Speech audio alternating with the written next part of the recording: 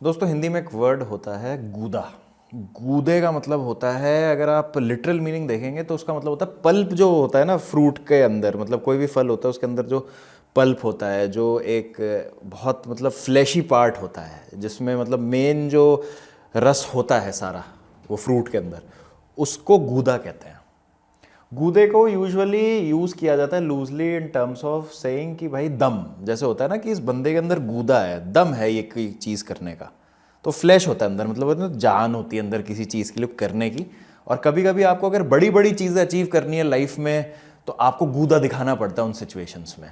कुछ अगर आपको ऐसा करना है जो आपसे एक्सपेक्ट नहीं किया जा रहा और आपकी औकात के बहुत ज़्यादा बाहर है, आपको गूदा दिखाना पड़ता है वहाँ पे। और आज चेल्सी ने गूदा दिखाया दोस्तों, चेल्सी ने गूदा दिखा दिया आर्सेनल के अगेंस्ट। और जिस तरीके की आज परफॉर्मेंस है ना, वैसे तो मैं एक ऐसा मतलब बंदा हूँ जिसको ड्रॉज पसंद नहीं है, इन द सेंस कि भाई 3 पॉइंट मिले तो अच्छा है, ड्रॉ हो गया तो ज़्यादा मतलब कोई अच्छी बात नहीं है। बट कभी कभी ऐसी परफॉर्मेंसेज होती है जहाँ ड्रॉ को सेलिब्रेट करते हैं, जहाँ पे आपको कॉन्टेक्स्ट देखना पड़ता है, क्या सिचुएशन थी मैच की, किस तरह से आपकी टीम खेली, क्या ऑपोजिशन था जिसके अगेंस्ट आप खेल रहे थे, और फिर जो रिजल्ट होता है आप उसकी बात करते हैं। और आई थिंक आज एक ऐसा दिन है जहां पे हर चेल्सी फैन गर्व से कह सकता है कि भाई उसकी टीम ने उसका सर ऊंचा किया है।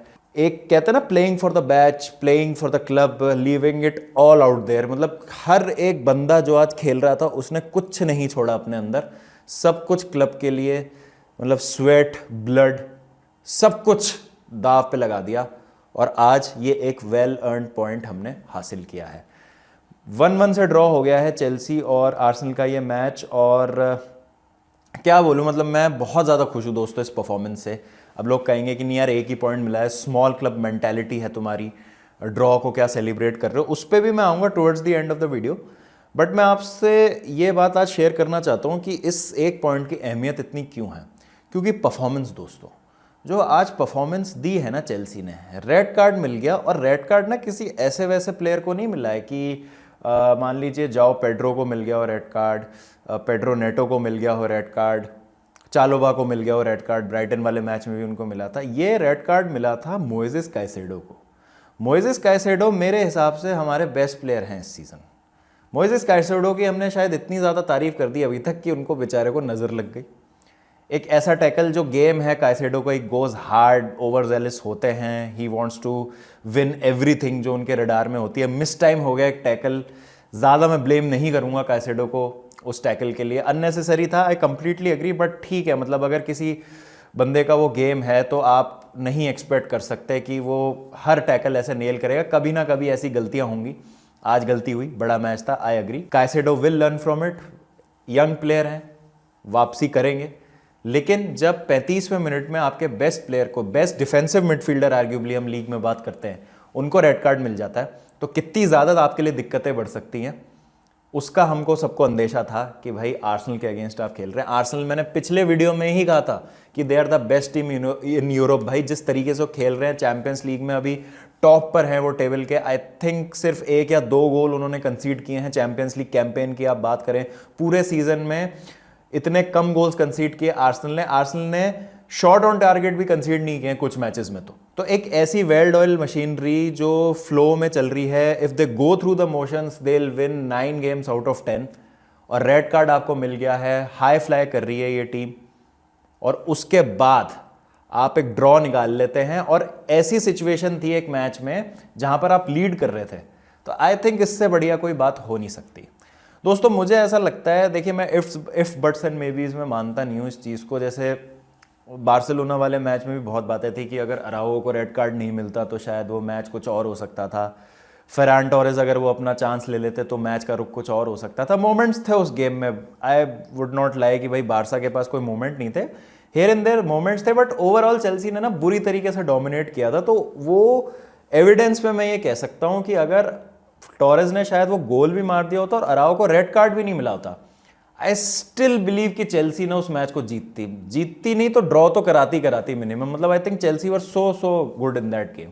और सेम चीज ना मैं आज के मैच के लिए बोलूंगा कि अगर आज मैं अपनी टीम के लिए इफ यूज करूंगा कि अगर ये मैच 11v11 हो रहा होता ना, जिस तरीके से इस मैच के पहले 35 मिनट गुजरे थे, जिस तरीके से हम डोमिनेट कर रहे थे आर्सेनल को, बिल्ड नहीं करने दे रहे थे उनको कुछ भी। आई अग्री कि सलीबा और गैब्रियल नहीं थे, उनके जो दो मेन पोर्टेंट वेपन्स है, चाहे वो सेट पीस हो जाए, चाहे डिफेंडिंग करने की बात आ जाए, हिनकापी और मॉस्केरा बहुत ज़्यादा पैनिक लग रहे थे। बिल्डअप में उन दोनों का रोल बहुत ज़्यादा इंपॉर्टेंट रहता है, चाहे वो बॉल को ड्राइव करना हो, चाहे एक एक्स्ट्रा ऑप्शन बनाना हो। जिस तरीके की एबिलिटी है दोनों सेंटर बैक्स की, हैम्पर कर रही थी आर्सेनल को, बट इट इज़ समथिंग जो हर टीम गुजर रही है। इंजरीज किस टीम में नहीं है? स्क्वाड जो है वो हर टीम का ग्रसित है इंजरीज से इस समय। आई एग्री, वो चीज हमारे फेवर में थी, but still you need to do your job. और आर्सेनल एक ऐसी टीम है जिसकी हम स्क्वाड डेप्थ की तारीफ करते हैं कि भाई अगर इनके पास सलीबा गैब्रियल नहीं है तो मॉस्केरा हिनकापी जैसे खिलाड़ी है। मॉस्केरा एक इतने इंपॉर्टेंट टैलेंट है जिन पे नजरें सब क्लब्स की थी around Europe. Hincapie invincible Leverkusen team का पार्ट थे। तो ऐसा तो नहीं है कि जस्ट दो रैंडम सेंटर बैक्स आ गए, मतलब अकम्पलिश नहीं बोलूंगा, बट ऐसा भी नहीं था कि एरे गहरे से दो सेंटर बैक्स आ गए। तो still it's a good team. Timber हैं, काला फ्योरी हैं, rest of the team is same. तो आपको इस टीम के अगेंस्ट अच्छा ही खेलना है, A1 गेम आपको लेके आना है अगर आपको आर्सेनल के अगेंस्ट कुछ भी निकालना है तो 35 मिनट जो आपने डोमिनेट किया, एस्तेवाओ का चांस हो गया, हिनकापी से गलती हुई थी, जाओ पेड्रो को वहां पे और बेटर करना चाहिए था उस चांस के साथ। आई थिंक एक गोल हमें स्कोर करना चाहिए था फर्स्ट हाफ में उन 35 मिनट में जो हमें चांस मिले थे, बट ठीक है। जिस तरह से गेम चल रहा था, आई वॉज वेरी हैप्पी कि हम डोमिनेट कर रहे हैं आर्सेनल को, होम में है, होम एडवांटेज भी था and we can get something. लेकिन वो रेड कार्ड इतने गलत टाइम पे आया कि मुझे लगा कि अब हमारी हवा निकल जाएगी। एक चीज जिसकी मैं तारीफ करना चाहता हूं, अगेन प्लेयर्स पे तो हम आएंगे ही। रीस जेम्स ने जो आज एक मॉन्स्टर क्लास परफॉर्मेंस दी है, मतलब क्या ही मैं तारीफ करूं रीस जेम्स की। देखिए एंजो मैरेस्का ना हर गेम के साथ साथ ग्रो करते जा रहे हैं। जैसे आप इस टीम में प्लेयर्स की बात करते हैं ना, जैसे आप काइसेडो की बात करेंगे, कोल पामर अब 2 सीजन से खेल रहे चेल्सी में, तीसरा सीजन है उनका ये, इंजरी से वो भी वापस आ चुके हैं। कुकुरेया की हम बात करते हैं, is he the best left back in the world, conversation में डेफिनेटली हैं। रॉबर्ट सैंचेज की परफॉर्मेंसेस बहुत इंप्रूव हुई है, I think he was phenomenal today. और अब मैं रॉबर्ट सैंचेज के बारे में कुछ खराब नहीं कह सकता, क्योंकि जिस तरीके से वो प्लेयर इंप्रूव कर रहा है, डिस्ट्रीब्यूशन हो जाए, शॉर्ट स्टॉपिंग हो जाए, डिसीजन मेकिंग हो जाए, क्रॉसेस को क्लेम करना हो जाए, अव्वल दर्जे की परफॉर्मेंसेज आ रही है रॉबर्ट सैंचेज की। आई एम वेरी हैप्पी। मालो गुस्तो बहुत इंप्रूव हुए हैं, पेड्रो नेटो एक बहुत इंपॉर्टेंट पार्ट है इस टीम का, एंजो फर्नांडिस, जिस भी प्लेयर पे आप नजर डालेंगे सब इंप्रूव कर रहे हैं धीरे धीरे, बहुत अच्छी फुटबॉल खेल रहे हैं। बट एक बंदा जिसको क्रेडिट अभी भी शायद नहीं मिल रहा वो है एंजो मैरेस्का। दोस्तों हर गेम के साथ एंजो मैरेस्का भी ग्रो कर रहे हैं एज अ मैनेजर। अभी अगर आप इसी सीजन देख ले, एक तो चलिए डिसिप्लिनरी इशू है, रेड कार्ड इतने नहीं मिलने चाहिए। आई थिंक हमारे सीजन का चौथा या 5वां रेड कार्ड है ये। ऑल कॉम्पिटिशन्स में तो ज़्यादा हो जाएंगे, 6-7 रेड कार्ड हो गए हैं। लेकिन आई थिंक रॉबर्ट सैंचेज को रेड कार्ड मिल गया था, चालोबा को रेड कार्ड मिल गया था, अभी काइसेडो को मिल गया है, जाओ पेड्रो को मिला था, लियम डिलैप को मिला था, और भी अगर कोई रेड कार्ड हो तो मैं शायद भूल रहा हूँ, बट 4-5 रेड कार्ड मिल चुके हैं। डिसिप्लिनरी इश्यूज हैं, इतनी जल्दी आपके इतने रेड कार्ड्स नहीं हो सकते, आई एग्री। बट जो इंपॉर्टेंट चीज़ थी इस मैच में दोस्तों वो ये था कि पैनिक नहीं किया बिल्कुल भी एंजो मैरेस्का ने। जो हमने उनसे देखा है पिछले जब रेड कार्ड मिले थे उन मैचेस में, कि मैनचेस्टर यूनाइटेड वाले मैचेस में जो उन्होंने चेंजेस किए थे, ब्राइटन वाले मैचेस में उन्होंने चेंजेस किए थे, कि बौखला जाते थे कि भाई क्या हो रहा है ये। उन्होंने बोला भी था कि भाई मैं प्रिपेयर नहीं करता हूँ अपनी टीम को ना, कि अगर आपके 10 मैन हो जाएंगे तो आप क्या करेंगे। लेकिन उसके बाद जो किया मैरेस्का ने, तो कोई चेंज नहीं किया हड़बड़ाहट में कि भाई कोई अटैकर निकाल के कोई डिफेंडर डाल दिया हो कि भाई 0-0 के लिए जाएंगे, 1 पॉइंट ले लेते हैं, नहीं। सेम चीज रखी, प्लेयर्स को पता है कि उनका रोल क्या है, और प्लेयर्स ना एक आग के साथ खेल रहे थे कि भाई चलो कोई बात नहीं, अगर रेड कार्ड मिल भी गया तो we will give it all, और हम ना कुछ करेंगे इस मैच में। तो वो एक बहुत अच्छी चीज लगी मुझे आज। दोनों प्लेयर्स ने भी रिस्पॉन्ड किया और मैनेजर ने भी ना कोई ऐसे ब्रैश डिसीजंस नहीं लिए एकदम बौखलाहट में आके कि भाई ये क्या हो रहा है, कैसे हो रहा है। ठीक है, ये सारी बातें हुई। हाफ टाइम पे गए 0-0 पे, और उसके बाद भी जब मैच शुरू हुआ ना, मुझे लगता है कि 90 मिनट तक आप ये नहीं कह सकते किसी भी एंगल से कि 10v11 मैच चल रहा था। और ये आई थिंक चेल्सी की सबसे बड़ी जीत है कि काइसेडो जो आपका मैन सेंट ऑफ है, ठीक है, तो आप उसकी कमी नहीं महसूस कर रहे हैं और किसी भी एंगल से नहीं लग रहा है कि आपका एक आदमी कम है फील्ड पे। तो इसका क्रेडिट तो मैनेजर को मिलना चाहिए कि इसने ऐसे मेंटालिटी ड्रिल कर दी ना इस टीम में, गूदा लेके आ गया भाई ये manager. I don't know season क्या होगा, हो सकता है कुछ खराब भी हो जाए, but there are good things in this team और कुछ स्पेशल हम अचीव कर सकते हैं इस सीजन, क्योंकि मेंटालिटी मुझे दिख रही है, मैच्योरिटी मुझे दिख रही है, और प्लेयर्स टेकिंग द रिस्पॉन्सिबिलिटी जो पिछले 2 सीजन में मुझे कहीं ना कहीं मिसिंग लग रहा था वो भी मुझे अभी दिख रहा है। गोल होता है, सेट पीस मिलता है, गोल होता है, चालोवा इंपॉर्टेंट गोल स्कोर करते हैं और बहुत ज़्यादा मतलब वहाँ पे एक कॉन्फिडेंस बूस्ट हो गया था हमारा कि अगेंस्ट आर्सेनल 10 मैन आपने 65th या 63rd जो भी मतलब 60+ मिनट्स इनटू द गेम आपने लीड ले लिए, क्या आप इस लीड को सी आउट कर पाएंगे। अनफॉर्चुनेटली हमने वो नहीं किया और आर्सेनल को चांसेस तो मिलने ही थे भाई। आर्सेनल जो टीम है भले ही उन्होंने ऐसा बहुत कोई क्लियर कट चांस नहीं बनाया बट उनको चांसेस मिलने थे। साका की ब्रिलियंस थी, थोड़ा सा मुझे लगा कि डिफेंस हमारा स्विच ऑफ हुआ बट ठीक है, आप एक्सपेक्ट नहीं कर सकते वहाँ पे। मे बी अगर आपके पास एक मैन एक्स्ट्रा होता तो शायद वो क्रॉस रोका जा सकता था, बट दैट वाज समथिंग जो होना ही था।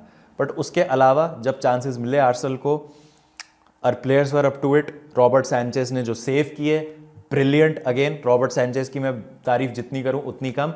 बट एक बंदा जिसने आज खुद पे ले ली थी कि भाई मुझे इस टीम को 1 पॉइंट दिला के रखना ही है, कुछ भी हो जाए, चाहे हम हारेंगे नहीं है मैच। और पोस्ट मैच इंटरव्यू में भी इस बंदे ने ये कहा कि भाई मैं तो दुखी हूँ कि हम 3 पॉइंट नहीं ले पाए because 3 points were there for the taking.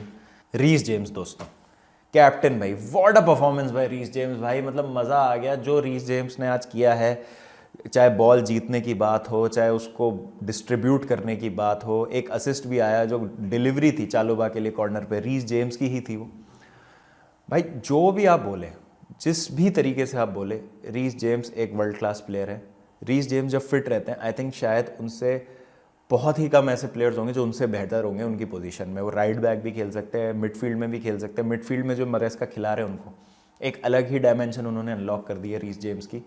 और आज जो खेला है भाई गेम उन्होंने, मतलब बार्सिलोना वाले मैच में मैंने कहा था कि आप किसी भी प्लेयर को दे सकते हैं मैन ऑफ द मैच, इतनी सारी गुड परफॉर्मेंसेस थी individual.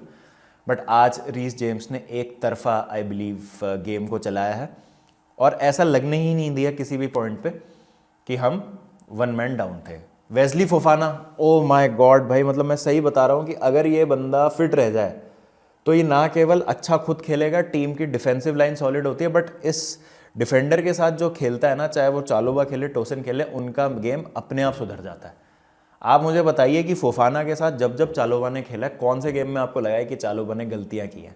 चालोबा has been really solid, क्योंकि ये आता है जब एक लीडर होता है आपका डिफेंस में। और इसलिए मुझे लगता है कि फोफाना और कॉलवेल ना हमारी बेस्ट सेंटर बैक पेयरिंग है। और आप देखें लास्ट सीजन भी जब फोफाना और कॉलवेल खेल रहे थे तब तक हम सेकंड थे टेबल में and we were steamrolling teams. जैसे ही फोफाना को इंजरी हुई, बैलेंस बिगड़ गया हमारे डिफेंस का and we started losing games. लेकिन ये मरेस्का ने पहले ही भांप लिया था। थोड़ा सा टाइम लगा सेंटर बैक पेयरिंग को सही करने में क्योंकि कॉलवेल को इस बार ACL हो गई थी। बट जिस तरीके से वो मिनट्स मैनेज कर रहे हैं, उन्होंने कह दिया कि शायद वो नहीं खेलाएंगे लीड्स के अगेंस्ट रीस जेम्स को। एस्तेबाओ भी अभी एक बहुत हाई इंटेंसिटी मैच खेले थे बार्सिलोना के अगेंस्ट, तो हाफ टाइम पे उनको हटा के गर्नाचो को लेके आना एक सही डिसीजन था इन माय ओपिनियन, क्योंकि परफेक्ट ब्लेंड था हमारा सिट बैक करना, सिट बैक करते हुए प्रेस करना आर्सेनल को, जिसकी वजह से हमने उनको सेकंड हाफ में भी ज़्यादा कुछ करने नहीं दिया। ज़्यादा कुछ एज एन कि 10 मैन के अगेंस्ट आपने आर्सेनल को नहीं करने दिया कुछ। आर्सेनल सीजन के लिहाज से खुश होंगे कि 3 आपके बहुत बड़े मैच थे, स्पर्स, बायर्न और चेल्सी, जिसमें आपने 2 जीते 1 ड्रॉ किया। बट अगर आप इस मैच के कॉन्टेक्स्ट में देखेंगे तो आर्सेनल डिसअपॉइंटेड होंगे कि 10 मैन के अगेंस्ट हमें ज़्यादा करना चाहिए था। मैं ऑन द अदर एंड इसलिए डिसअपॉइंटेड हूँ कि 11v11 होता तो भाई जैसे आज आर्सेनल खेल रही थी हम उनको हरा देते। और एक चीज़ की अब अश्योरेंस मिल गई है कि we can compete against any team in the world भाई। और एक बहुत बड़ी बात है क्योंकि 2 साल पहले we were in the dumps भाई, we were in the depths of hell, और वहाँ से आके एंजो मरेस्का ने जो इस टीम को ड्रिल कर दिया है ना, काबिल तारीफ चीज़ है। बौखलाए नहीं, पैनिक नहीं किया, टीम ने भी बहुत अच्छा रिस्पॉन्ड किया, इंडिविजुअल परफॉर्मेंसेस बहुत अच्छी थी और गेम प्लान भाई ज़बरदस्त था। टैक्टिकल मास्टर क्लास थी आज एंजो मरेस्का की, किस तरीके से शट डाउन करना है आर्सेनल को। और अब यहाँ पे अगर आपके आके कुछ लोग बोलेंगे ना कि आपकी तो भाई स्मॉल क्लब मेंटालिटी है, ड्रॉ क्यों आप सेलिब्रेट कर रहे हैं, भाई हैं हम तो स्मॉल क्लब, मान लिया हमने। अगर आप बिग क्लब है तो आप हरा देते, हम तो 10 मैन थे ना, हम तो स्मॉल क्लब होके 10 मैन थे, आप नहीं हरा पाए हमको। कॉन्टेक्स्ट आपको देखना पड़ेगा। This Chelsea team is growing, this manager is growing game by game. इनको थोड़ा सा आपको टाइम देना होगा। और मैं अभी भी कह रहा हूँ कि रैंडम लॉसेस आएंगी बीच में, रैंडमली हम मैचेस हारेंगे। प्लीज़ फेथ मत लूज कीजिएगा इस टीम में, बहुत स्पेशल टीम है, बहुत स्पेशल ग्रुप ऑफ प्लेयर्स है ये, मैनेजर बहुत अच्छा काम कर रहे हैं। It's just about fine tuning some things.